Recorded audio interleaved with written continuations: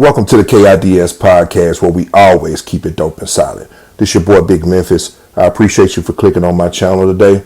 Today is Murder Mystery Monday, and I got a story today that I guarantee you that you've never heard of. So go ahead, sit back, relax. Don't forget to hit that like button, drop a comment, share the video, subscribe, and hit that notification bell. Let's go.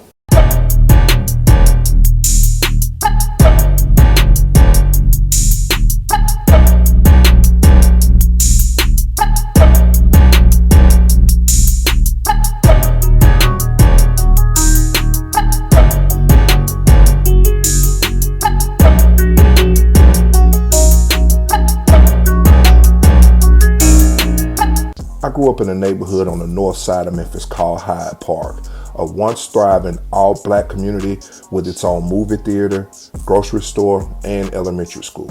Hyde Park is probably best known as the place where Yo Gotti spent much of his childhood growing up. A very tight-knit community with a lot of secrets, and one of those secrets is the controversial case of the Shannon Street Massacre.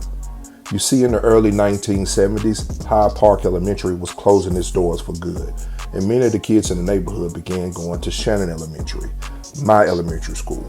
And there wasn't a kid at my school that didn't know about the haunted house located right across the street. You know, it's one of those neighborhood urban legends that everybody believes in, but we don't know why. We heard that a man was beaten and tortured to death in that house. We heard that he had his ears and nose cut off, and a bunch of other stuff that I'm sure I can't even mention on this channel. But it wasn't until I was older that I understood exactly what happened in that house and why it was off limits to all the kids in the neighborhood. In the early 1980s, the home located at 2239 Shannon Street was occupied by the Sanders family, where Mr. Lindbergh Sanders lived with his wife, 2 sons, and 2 daughters. And at the time, Hyde Park was patrolled by veteran police officers Ray Swill and Bobby Hester, who allegedly loved to harass young black men in the neighborhood. In fact, many of the kids in the neighborhood took to calling them Starsky and Hutch, 2 main characters from a popular TV show at the time, to symbolize that Hester and Swill were not to be messed with. Many of the kids in the neighborhood avoided them at all costs, but it's rumored that Mr. Sanders got fed up with the treatment that they was receiving from these 2 officers. Mr. Sanders, a deeply religious man, started holding Bible study meetings in his home. He used the word of God to illustrate that not only were they being mistreated, but it was okay for them to stand up for themselves.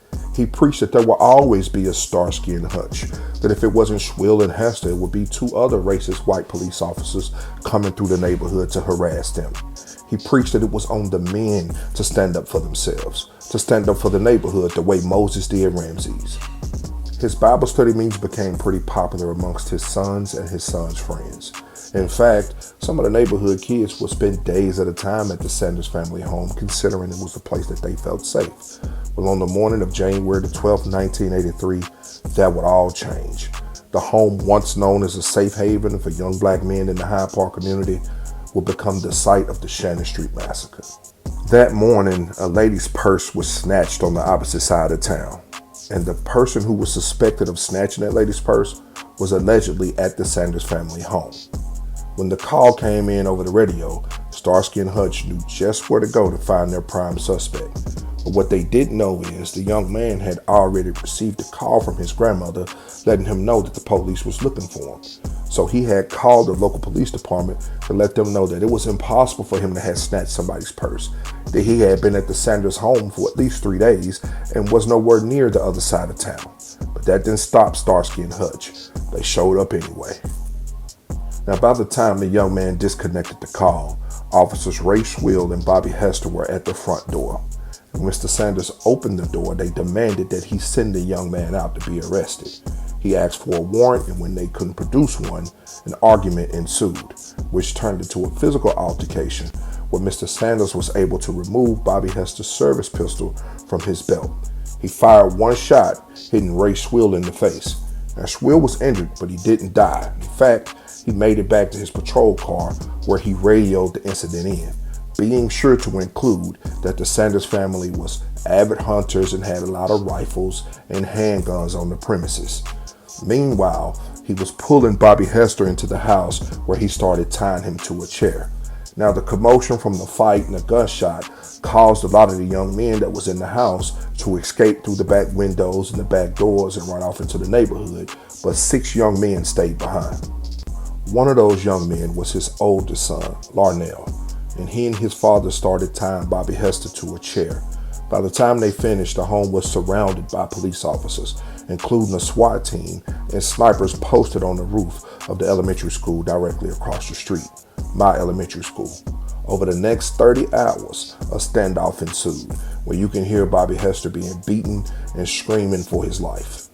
Mr. Sanders constantly warned the Memphis Police Department to stay back, but instead of them negotiating the release of Bobby Hester, they tear gassed the home and even cut the power to the home in the middle of the winter, which further frustrated Mr. Sanders. And as Bobby Hester's screams grew more and more faint, rumors began to murmur that if he ever died, the SWAT team would go in and kill everybody. After 30 hours, as those faint screams grew into silence, the SWAT team entered that residence, where no one not wearing a Memphis police uniform made it out alive. Mr. Sanders and 6 other young men were shot to death that day. Now here's where the controversy kicks in at, and I want to issue a warning that graphic images are to follow. But evidence showed that everybody killed in that house was killed execution style, meaning that they were all lined up, made to get down on their knees, and they were shot in the head at point blank range. And it seems as if the Memphis Police Department decided to be judge, jury, and executioner on that day. Also, it was discovered that there was no weapons in that house, no handguns and rifles. The only weapon that they recovered was the .32 caliber pistol that Mr. Sanders was able to remove from Bobby Hester's belt. Questions began to arise like, did Ray Schwill lie about those weapons being in the home in order to get that family killed? Or why wasn't it assumed that Mr. Sanders didn't have more than one hostage? How do they know that he wasn't holding those 6 young men hostage and making them beat on Bobby Hester under the threat of being shot? And as the questions grew, the case got buried. Many people never got the answers they was looking for. And I'm definitely not trying to take up for Mr. Sanders, but a lot of details could have come out in court. But with no defendants, there was no court dates. The Memphis Police Department began painting Mr. Sanders out to be some mentally ill religious fanatic with a deep hatred for law enforcement. And those 2 racist officers got painted out as heroes, and an urban legend was born. Over the years, details got added, and the people in the neighborhood that really knew what happened refused to talk about it. The young children in the neighborhood, their imaginations began to run wild, and thus the Shannon Street Massacre was born. A fed-up family man with a strong faith became a psychotic cannibal with disdain for law enforcement. A police department built on racism and harassment became heroes, and the Shannon Street Massacre was erased from the city's history. They even changed the name of the elementary school across the street. The haunted house that was once located across the street from Shannon Elementary is now a vacant lot located across the street from Kipp Academy. The 8 people that died that day, Officer Bobby Hester, Lindbergh and Larnell Sanders, Michael Coleman, Earl Thomas, Andrew Houston, David Jordan, and Cassell Harris were all buried and remembered by close friends and family. This story goes to show you what people are capable of when they get sick and tired of being sick and tired. That neighborhood dealt with racist harassment for years, and one man decided it was time for a change. And oddly enough, the Hyde Park area got 2 new patrol officers, black patrol officers. So it seems, even in death, Lindbergh Sanders got the change he was looking for. All right, that's all we got today from the KIDS podcast, where we always keep it dope and solid. I appreciate y'all for tuning in today. Don't forget to like this video, drop a comment, share it, subscribe, and turn that notification bell on. If you have a story that you want to be featured in a future episode of Murder Mystery Monday, then go ahead and drop that story in the KIDS Podcast TV at gmail.com inbox. That's kids podcast TV at gmail.com. Once again, thank you for tuning in, and we out of here. Peace. Any and everything mentioned on the KIDS podcast is alleged and for entertainment purposes only.